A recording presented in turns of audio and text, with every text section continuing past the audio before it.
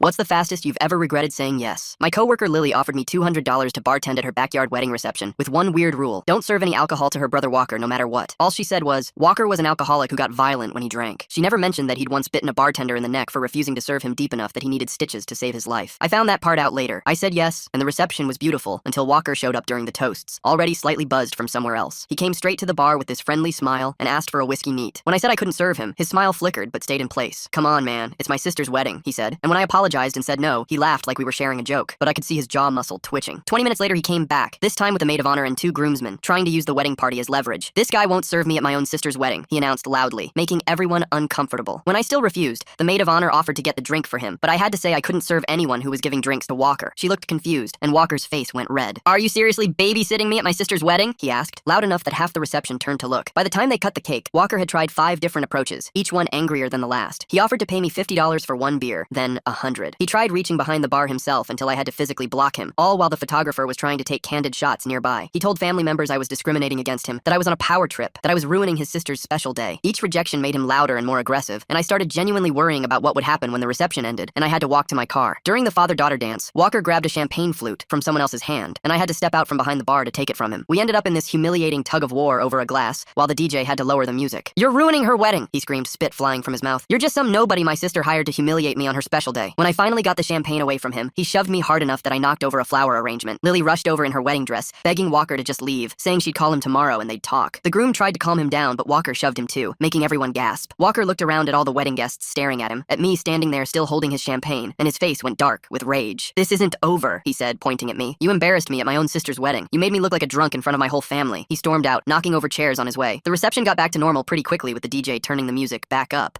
and Lily's friends trying to salvage the mood. Everyone kept telling me I'd handled it well, that Walker always tried to ruin family events, that he'd cool off by tomorrow. By 11, the older guests had left and the young people were dancing, and I was actually relaxing, thinking I'd earned the easiest $200 ever. Walker was probably at home sleeping it off, and I'd never have to see him again. I was packing up the bar supplies while the last guest danced to slow songs when we heard a car screech into the driveway. The music was loud, but not loud enough to cover the sound of someone kicking in the side gate. Everyone went quiet as Walker appeared at the edge of the tent, completely wasted now, swaying, but somehow more focused than before. He was holding a bottle of whiskey in one hand and a tire iron in the other, his eyes bloodshot and locked on me. Where's that bartender who thought he could embarrass me at my sister's wedding? He slurred, taking a step forward as everyone backed away. Lily screamed, Walker, no! But he wasn't looking at her, just at me, tapping the tire iron against his palm as he smiled. He took another step toward me, and I backed up behind the bar table, my hands already reaching for anything I could use. The wedding guests scattered in every direction, some running for their cars while others froze in place, watching. My fingers found the soda gun hose just as Walker raised the tire iron over his head. I squeezed the trigger and sprayed soda water straight into his face, the stream hitting his eyes hard enough to make him jerk back. He swung blind and wild, the metal bar whistling past my head and crashing into the bottles behind me. Glass exploded everywhere, champagne and wine mixing on the ground as I dropped and rolled to the side. My hand found the fire extinguisher under the bar, and I yanked it free from its bracket. Walker was wiping his eyes with one hand, still swinging the tire iron with the other, cursing and spitting as he tried to clear his vision. The metal bar smashed into the spot where I'd been standing, sending more bottles flying. I pulled the pin on the extinguisher and aimed the nozzle at his face, squeezing the handle hard. White foam blasted out in a thick cloud that covered his whole head and chest. He stumbled backward, coughing and gagging on the chemical spray, his arms waving to clear the air. The tire iron dropped from his hand for a second before he grabbed it again, but the foam gave me space to move toward the edge of the tent. Someone behind me was yelling that they'd called 911, their voice high and panicked, but Walker stood between me and the house where everyone else had fled. He wiped the foam from his face with his shirt, his eyes red and streaming tears but locked on me with pure rage. The whiskey bottle in his other hand sloshed as he steadied himself, then he charged at me with the tire iron raised again. I grabbed the ice bucket from the bar and threw it at his legs as hard as I could. The metal bucket hit his shin, and ice scattered across the grass, making him stumble but not fall. He kept coming and swung hard, the tire iron catching the edge of my shoulder as I tried to dodge. Pain shot down my whole arm like electricity, making my fingers go numb. I grabbed a folding chair with my good hand and held it up between us like a shield just as he brought the tire iron down again. The metal bar crashed into the chair frame with a sound like a bell, bending the aluminum legs. He swung again and again, each hit bending the chair more until it was just twisted metal in my hands. I shoved the ruined chair at his chest and ran for the driveway, my shoulder burning with every step. His footsteps pounded behind me, getting closer. The whiskey bottle flew past my head and exploded against someone's car, showering the hood with glass and alcohol. I threw my arms up to shield my face, but felt sharp pieces slice into my forearm, warm blood immediately running down to my elbow. The photographer appeared at the back door of the house, waving both arms frantically for me to come inside. I changed direction hard, my shoes slipping on the grass, and sprinted toward the door, with Walker right behind me. His breathing was loud and ragged, mixed with curses and threats about what he'd do when he caught me. I dove through the doorway, and the photographer grabbed my shirt to pull me all the way in. We both slammed our weight against the door, and I held it while she turned the deadbolt. Walker hit the door a second later, the whole frame shaking from the impact. He pounded on it with both fists, screaming that I couldn't hide forever, that he'd find me and make me pay for embarrassing him. Each hit made the door rattle in its frame, and I was sure it wouldn't hold. Through the kitchen window, I could see him stalking around the side of the house, looking for another way in, still carrying that tire iron. The photographer handed me a stack of of kitchen towels for my bleeding arm while she dialed 911 again on her phone, telling them our exact address and that someone was trying to break into the house with a weapon. I pressed the towels against the cuts, watching through the window as Walker went back to the driveway. He stood there for a moment, swaying and looking at all the cars, then raised the tire iron and brought it down on my windshield. The safety glass spiderwebbed but held for the first hit. He hit it again and again until the whole windshield caved in, chunks of glass falling onto my dashboard and seats. He moved to the next car and smashed its driver's side window, then the next, working his way down the line of vehicles. Glass covered the driveway like diamonds, crunching under his feet as he destroyed every window he could reach. Finally, after what felt like hours but was probably only minutes, police sirens cut through the night air. 2 patrol cars pulled into the driveway with their lights flashing red and blue across the house and trees. Walker didn't run or try to hide. He just stood there in the middle of all that broken glass, still gripping the tire iron, swaying on his feet and yelling that I'd ruined everything, that this was all my fault. The officers got out of their cars with their hands on their weapons, ordering him to drop the tire iron. He looked at them, then at the house where I was watching from the window, and for a second I thought he might charge at them too. Instead, he started yelling about how I'd ruined his sister's wedding, and this was all my fault while the cops kept telling him to drop the weapon. More guests came outside to watch, and I could see Lily pushing through the crowd in her wedding dress, mascara running down her face. The officers drew their tasers, and Walker finally seemed to notice them, looking down at the tire iron like he'd forgotten he was holding it. Walker went from just one drink at my sister's wedding to starring in his own personal action movie where he's both the villain and the guy who gets foam blasted in the face. Quite the character arc for one reception. He dropped it on the glass-covered driveway and started walking toward the cops with his hands out, still ranting about the wedding. They kept ordering him to get on the ground, but he just kept walking and talking until one officer fired his taser. The probes hit Walker in the chest and he went down hard, his whole body going rigid before he started convulsing on the pavement. They rushed over and cuffed him while he was still twitching, then rolled him onto his side. The paramedics showed up maybe 10 minutes later and went straight to Walker first, checking his vitals while he groaned and tried to sit up. Once they had him stable and loaded into the ambulance with a police escort, 2 of them came inside to look at my injuries. My shoulder was turning purple where the tire iron had connected, and there was a deep gash on my forearm that was still bleeding through the towel someone had wrapped around it. They cleaned the wound and said I'd need stitches, but suggested urgent care instead of the ER since it would be cheaper and faster. I spent the next hour sitting in the back of a patrol car, giving my statement to an officer who typed everything into his laptop. He took photos of my injuries, the broken glass, the damaged tent poles, and my car with its smashed windshield. He said Walker was looking at multiple felony charges, including assault with a deadly weapon, and that a detective would follow up with me. The urgent care center was mostly empty at 1 in the morning, so they got me right in. The doctor gave me 7 stitches in my forearm and ordered x-rays of my shoulder to make sure nothing was broken. Everything came back clear, but she prescribed pain medication and told me I was lucky the injuries weren't worse. I took photos of everything with my phone for evidence and made sure to keep all the paperwork. It was after 3 when I finally got home and found my phone full of texts from Lily. She was apologizing over and over, but also asking me not to press charges, saying Walker needed treatment, not jail time. She offered to pay all my medical bills and fix my car if I'd just tell the police it was a misunderstanding. I was too tired and angry to deal with her, so I just took my pain pills and went to bed. The next morning, a detective called to follow up on the case. He explained that even if I wanted to drop the charges, which I didn't, the state would proceed anyway because of the weapon and how many witnesses there were. He gave me a case number and the contact info for a victim advocate who could help me through the court process. My car was undrivable with the smashed windshield, so I had to call my insurance company to arrange a tow. The deductible was $500 that I really didn't have right now, but there was no other choice. The tow truck driver looked at the damage and said he'd seen worse, but never from a wedding reception. I had to get a rental car, which was another expense I couldn't afford. I called out sick from work because my shoulder was throbbing, despite the pain pills, and I couldn't focus on anything. My boss was understanding when I vaguely explained there'd been an incident, but I worried about burning through my sick days. I spent most of the day dealing with insurance paperwork and trying to rest. Lily called me 8 times before I finally picked up. She was crying about how Walker was still in jail, and their parents were devastated and this was going to ruin his life. She offered me $1,000 cash to tell the prosecutor it was all a misunderstanding and Walker hadn't really meant to hurt me. I hung up on her without saying anything. The next morning, my phone rang with a number I didn't recognize, and the woman on the other end said she was from the victim advocate office. She explained that Walker would probably make bail within a day or 2, but would have conditions like no contact with me and no drinking and GPS monitoring. She walked me through getting a restraining order and said the paperwork was already started based on the police report. She told me about victim compensation funds for medical bills and property damage, but warned me the process could take months. When she mentioned Walker getting out soon, my stomach twisted into a knot, and I had to sit down on my couch. That afternoon, I started seeing videos from the wedding popping up on Facebook and Instagram. Someone had filmed Walker grabbing the champagne from that guest and our tug of war over the glass. Another video showed him shoving the groom and knocking over chairs on his way out. The worst one was from outside when he came back with the tire iron, though.